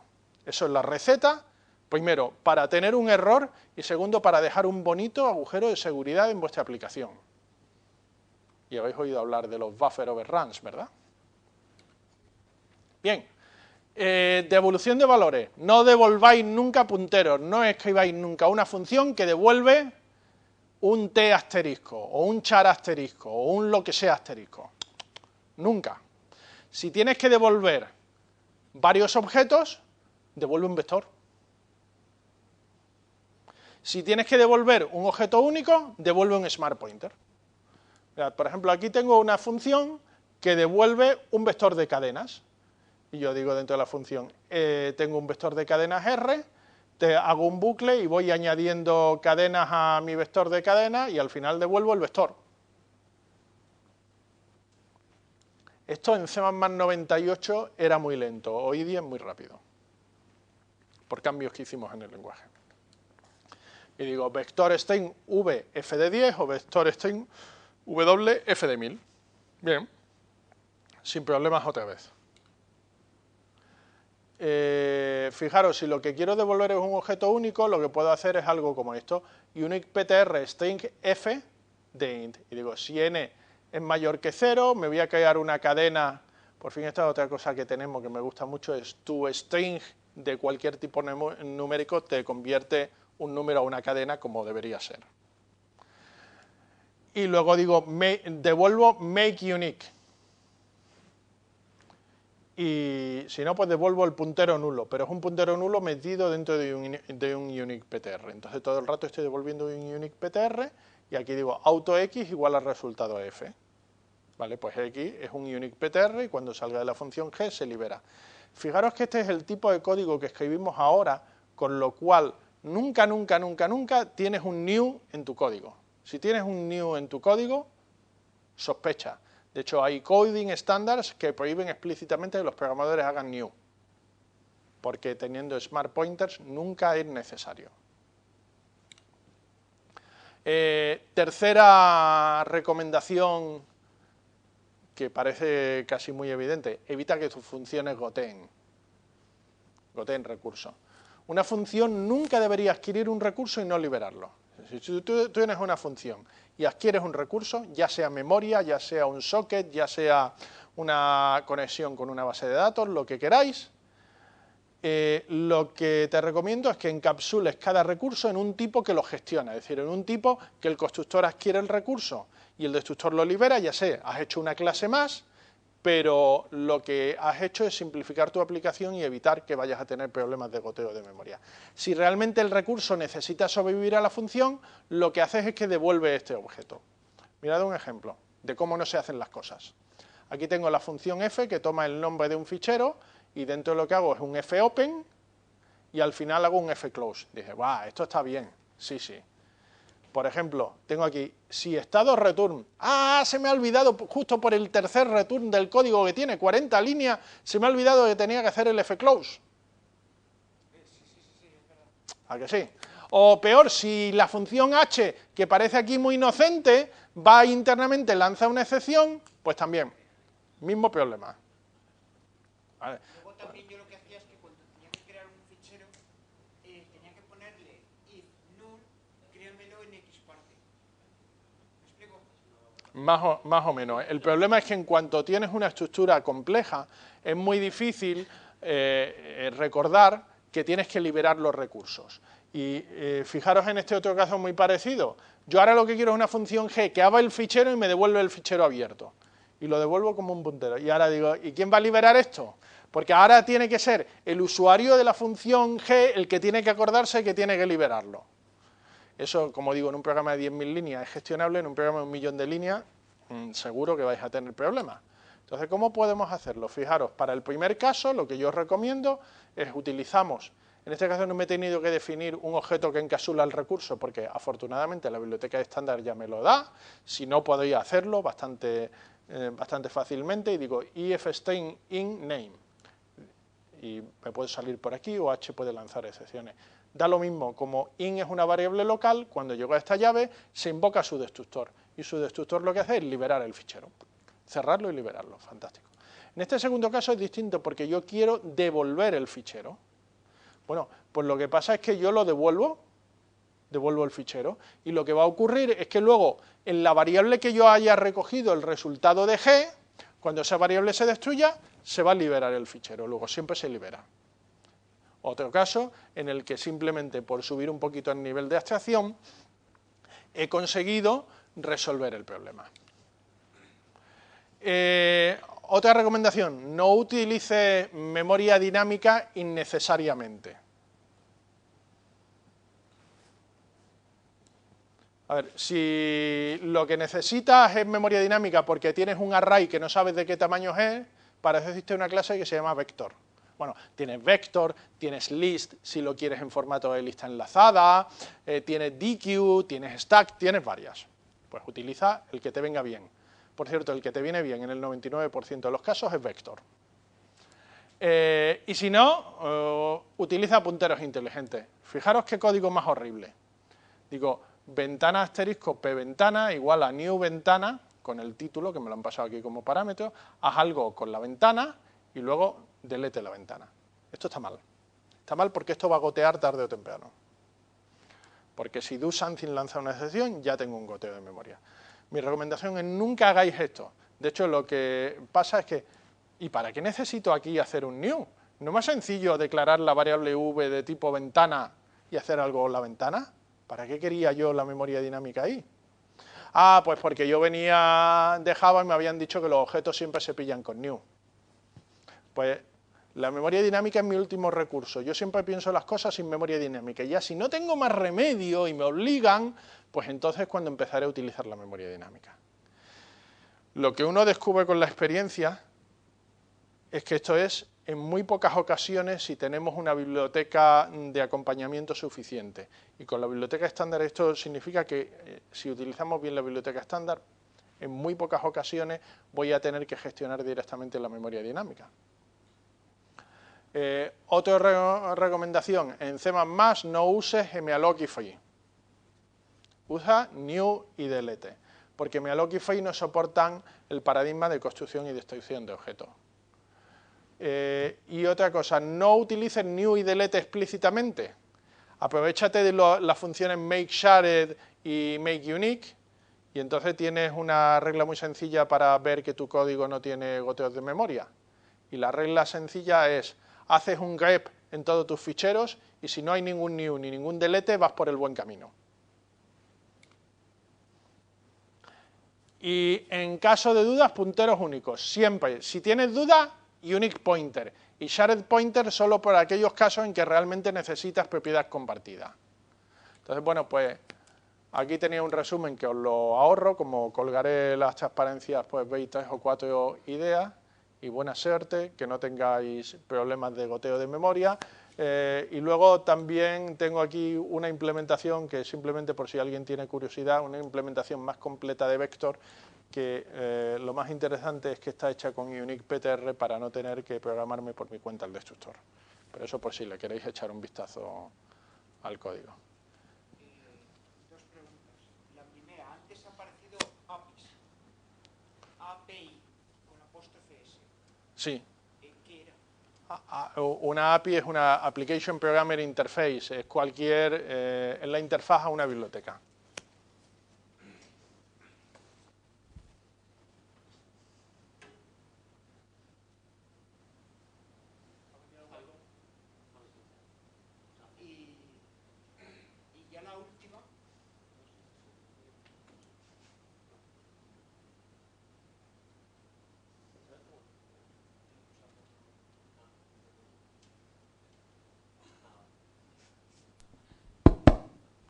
Y ya la última, normalmente las fugas de memoria son porque cuando tú las coges te recoge basura o no, tiene que ser... A ver, no es porque recojas basura, es porque tú has reservado un recurso y no lo has liberado.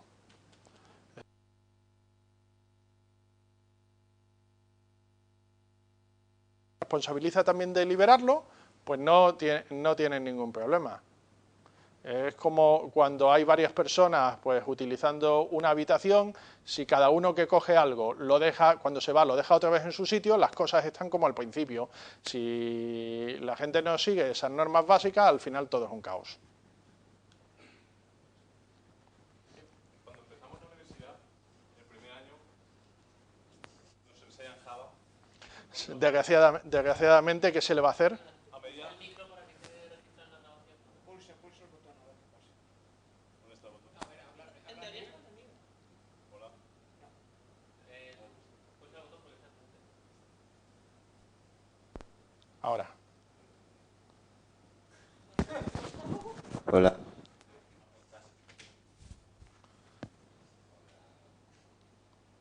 No. Sí. Pulsado, ¿no? Eh. Vale. Entonces, pues eso, que en primero nos enseñan Java y a medida que pasan los años, los profesores se ríen de nosotros porque sabemos Java. Entonces yo te pregunto, ¿por qué no os reunís los profesores y decidís que el lenguaje que hay que aprender desde el primer año sea C o C++? Porque yo creo que ahora más o menos, en tercero o cuarto, puedes saber qué lenguaje es bueno para hacer qué cosa y qué lenguaje es el último que deberías utilizar. Yo creo que Java es bastante facilillo al principio. C en segundo año a mí me daba asco C, pero ahora ves que es muy potente, que puedes manejar un montón de cosas.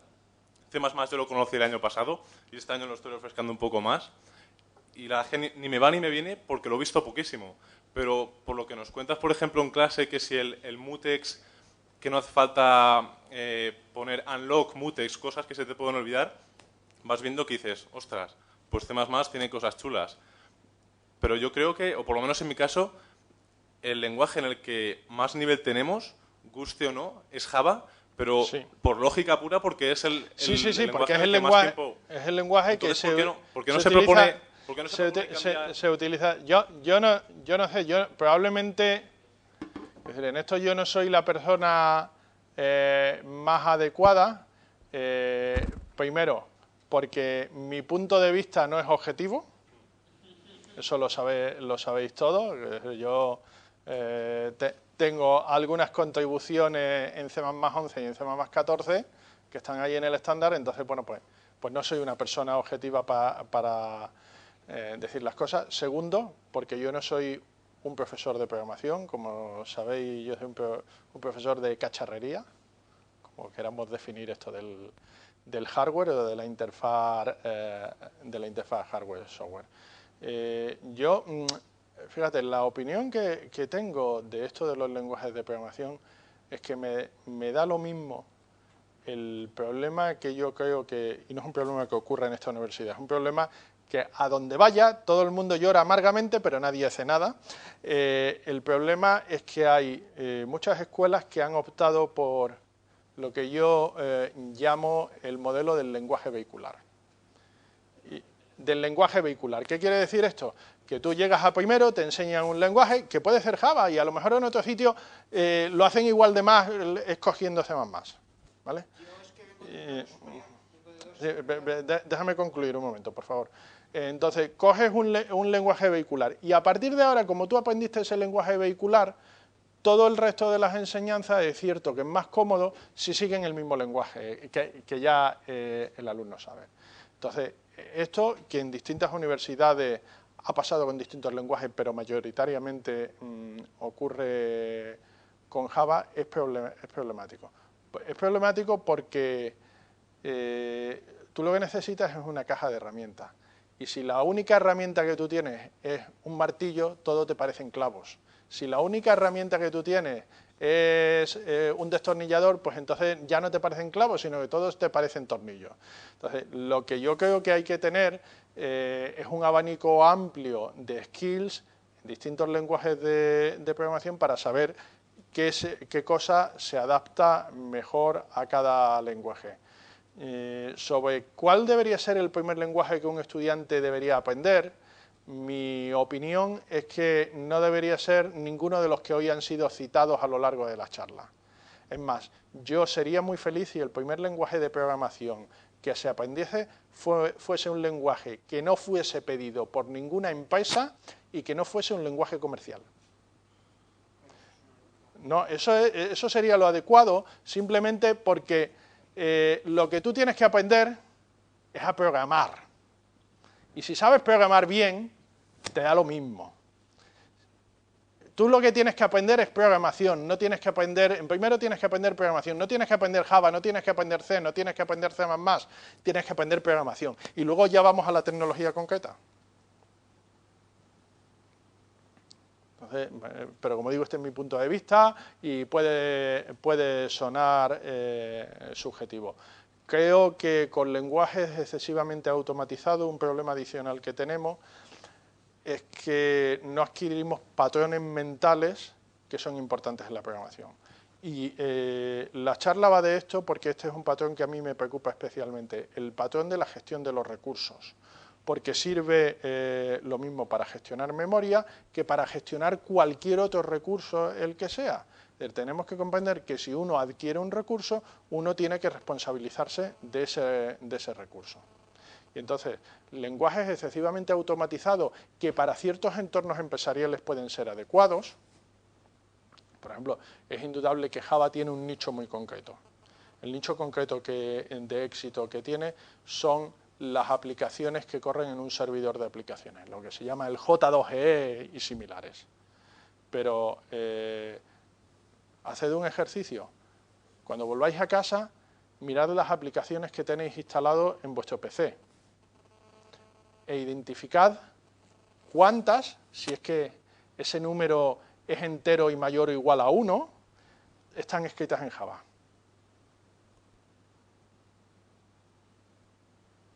¿Vale? Es decir, cada lenguaje tiene su nicho, no hay un lenguaje que sirva para todo. Entonces he contestado un poco desde mi punto de vista.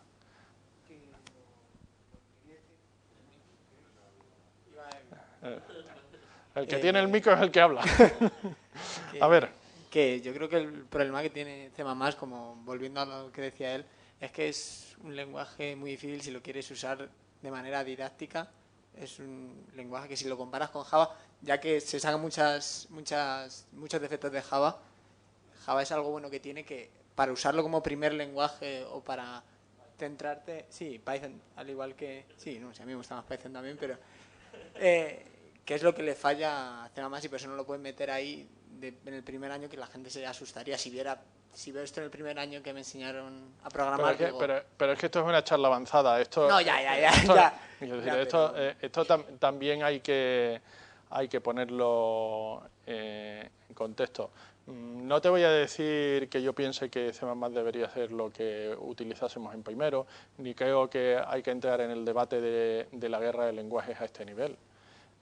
Aunque sé de buenas universidades donde enseñan en primero a programar el subconjunto que realmente necesitan de C++ a profesionales tan variopintos como ingenieros petroquímicos, por poner un ejemplo de algo distinto, y en un cuatrimestre lo consiguen, con bastante éxito. Quiero decir que evidentemente yo normalmente cuando cuento cosas del lenguaje acabo contando las cosas avanzadas porque supongo que las cosas básicas como que son demasiado básicas, ¿no? A veces esto es un error también, ¿eh? Que nada, que lo que quería deciros es que, a ver, yo vengo de 2 módulos de grado superior y el primer lenguaje que di fue C. Entonces, claro, yo conozco C, pero Java lo he tocado muy poco.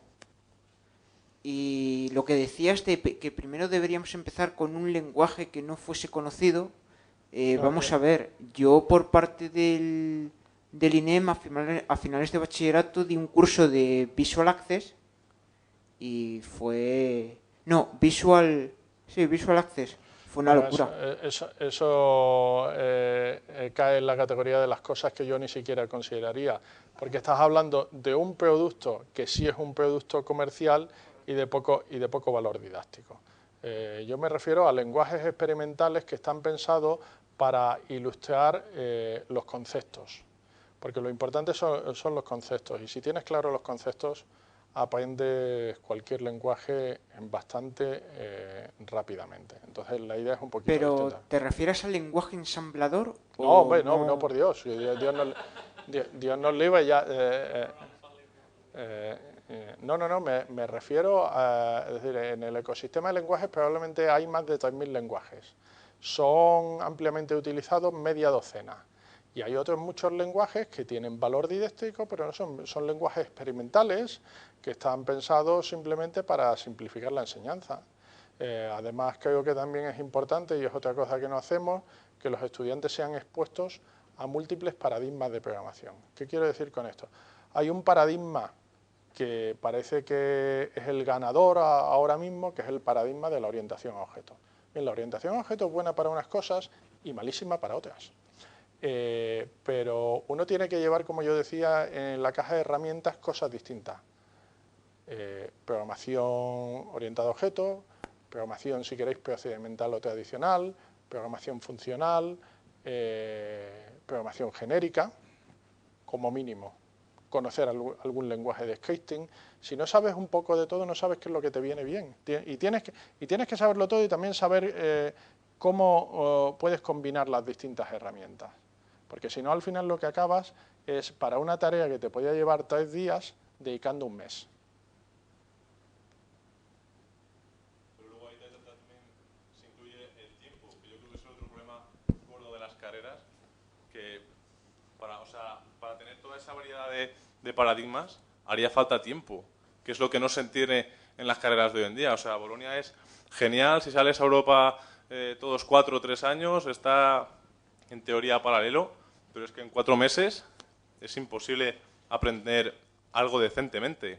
Y lo que antes lo que antes era una asignatura anual, ahora es cuatrimestral.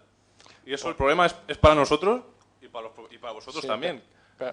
Por eso insisto que me parece mucho más importante asimilar los conceptos que las tecnologías. Porque el otro día lo decía en clase, voy a daros una mala noticia.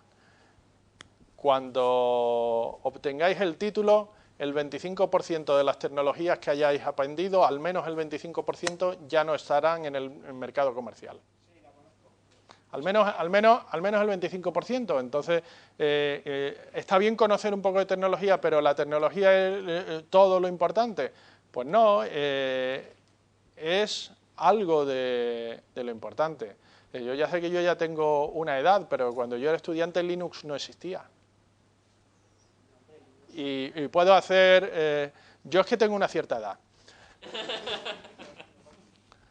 Te digo que no existía porque yo recuerdo de haber comprado por correo los CDs de la primera edición, que los mandabas, pagabas contra reembolso y te mandaban de Estados Unidos tu sobre con tus CDs. Entonces, sé de lo que hablo. Y como eso, otras muchas tecnologías. Y hay que estar preparado para el cambio.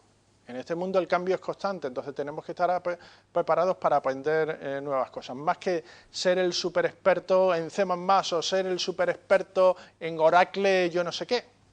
Eso aporta poco valor, desde mi punto de vista. Pues yo quería preguntar, relacionando aquí un poquito charlas, por ejemplo, ayer que tuvimos la de desarrollo web utilizando un framework, hay algunos lenguajes como Go que en sus librerías incluyen una manera bastante sencilla para este desarrollo web, como con los listener HTTP. ¿Cómo enfoca esto C++ en su estándar o en el 17 que va a salir ahora? Pues en el 17, que bueno, no va a salir ahora porque todavía nos queda casi 2 años. Lo que estamos trabajando es en una especificación técnica, cómo funcionan los estándares, que una cosa es el estándar internacional y luego las especificaciones técnicas las podéis ver como plugins adicionales, ¿no? Que los fabricantes en principio se comprometen a distribuir, pero no es obligatorio. Y cuando ya entren en el estándar es obligatorio porque si no le ponen la X de tú no cumples el estándar. Vale, pues va a haber una especificación técnica que es la especificación técnica en networking. Entonces, la especificación técnica en networking lo que incorpora son todos los servicios de red. En la primera versión, al menos hasta sockets, y en la siguiente versión también puede que HTTP llegue en la primera versión. Hay dos cosas relevantes que yo creo que va a hacer la programación de todo esto bastante cómoda.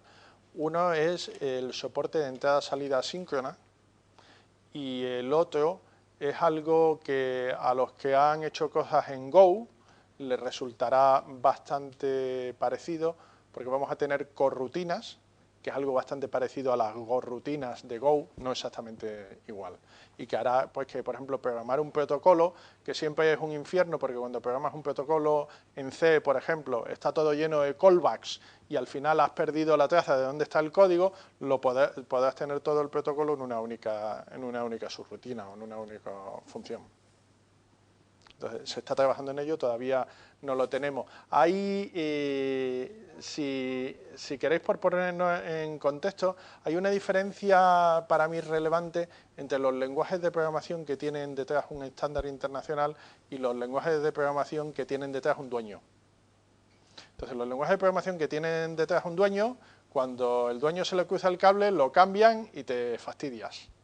Los lenguajes de programación que tienen un estándar internacional detrás, por ejemplo, los que se estandarizan a través de ISO, hay que recordar que ISO tiene un vínculo con Naciones Unidas y que realmente esto lo aprueban los países. Es decir, cualquier estándar internacional tiene un proceso de elaboración, pero el último punto de esto es que se abre un periodo en el que todos los países que son miembros de ISO y que tienen derecho a voto, que son básicamente la mayoría de los países desarrollados, tienen el mismo peso a la hora de votar para aprobar o no aprobar un estándar. Esto tiene una ventaja y un inconveniente. El inconveniente es que el desarrollo es un poco más lento. La ventaja es que no te puede llevar este tipo de sorpresas. La vida nunca es perfecta. ¿He contestado? Yo quería, relacionado con esto, hacer la pregunta de, un poco como opinión personal, ¿dónde podrías ver tú que está el nicho de C++ como lenguaje para la web? Vale, yo te voy a contestar, en vez de con mi visión personal, si quiere también te la doy, con los estudios de mercado que hay. Este año hay una empresa que fabrica un entorno de desarrollo que es propietario, bastante chulo, multiplataforma, que se llama JetBrains. JetBrains tiene un entorno para C++ que se llama C-Lion, que, bueno, aunque tiene un coste, el coste no es elevado y para los estudiantes es gratis. Puedes pedir una licencia gratuita y tiene alguna cosa chula. Bueno, pues esto, como su negocio es vender, pues una cosa que han hecho es un estudio de mercado interesante. Una cosa que hicieron es medir cuántos programadores C++ se estima que hay a nivel mundial. Ahora mismo, según la estimación del año pasado, hay 4,4 millones de personas que dicen que desarrollan en C++. Y otra cosa bastante interesante que han hecho es segmentar por mercados. Entonces, la verdad es que su segmentación y la idea que yo tenía hace 10 años no coinciden. Pero analizando un poco más de detalle, creo que llevan razón. El sector que más uso está haciendo ahora de C++ con diferencia es el sector financiero. No para la página web del banco, que eso ya sabemos en qué está hecho, pero sí para un montón de aplicaciones que corren sobre todo en el back office. Por ejemplo, una de ellas bastante típica son las herramientas que hacen evaluación de riesgos en carteras de inversión. Hay muchas aplicaciones que corren los bancos que básicamente se basan en simulación de modelos estocásticos, con variables aleatorias, modelos de Monte Carlo, por ejemplo, y entonces para todo esto hace falta realmente bastante velocidad de cálculo, porque claro, predecir el riesgo de una inversión mañana cuando tu ventana de compra-venta es dentro de 2 horas, pues te sirve de poco. Es como predecir el tiempo que va a hacer mañana dentro de 3 días, ya no vale. ¿Vale? Entonces, el sector financiero es un sector muy, muy importante. Según JetBrains es el más importante. Yo no lo sé, pero desde luego es un sector que está muy interesado. Otro sector que está muy interesado es el sector de las telecomunicaciones. Otro sector que está tremendamente interesado es el sector aeroespacial en su conjunto. Aeroespacial y defensa, los dos. Aeroespacial y defensa tienen problemáticas muy parecidas. Y es otro sector donde se utiliza muchísimo. Yo mañana tengo una reunión con una empresa del sector importante del sector aeroespacial, porque otro lenguaje que tradicionalmente se utilizaba en estos entornos va decayendo y bueno, pues vamos a hablar de migración de aplicaciones de ese otro lenguaje a C++. Y luego otro sector que a nadie se le escapa es el de los videojuegos, porque no es que todos los videojuegos se hagan en C++, pero lo que sí generalmente la gente hace en C++ son los motores de rendering de los videojuegos. Luego puedes tener otras cosas que las puedes hacer en C++ o no. Pues haz cada cosa en lo que sea más apropiado. Básicamente yo lo que creo es que son sectores que a lo mejor no son la parte más grande, lo podemos discutir qué cuota de mercado tienen, pero es donde están los trabajos interesantes. Yo no querría pasarme 15 o 20 años haciendo listados y formularios. Si vosotros queréis, sois libres, haced lo que queráis, pero yo creo que se pueden hacer cosas más interesantes. La pregunta iba porque, como has mencionado el tema de que los lenguajes de programación han de ser precisamente una caja de herramientas y conocer cuál es la herramienta más adecuada para la tarea que tú estás haciendo en un momento determinado, la pregunta va un poco más dirigida a, ¿realmente C++ es un lenguaje que tú puedas ver que necesita orientarse de una manera intensiva hacia la web? Es decir, las aplicaciones web podrían ver C++ como su lenguaje realmente. Ahora mismo no, lo cual no quiere decir que en unos años esto no pueda cambiar. Hay bibliotecas, hay utilidades, pero no son las mejores.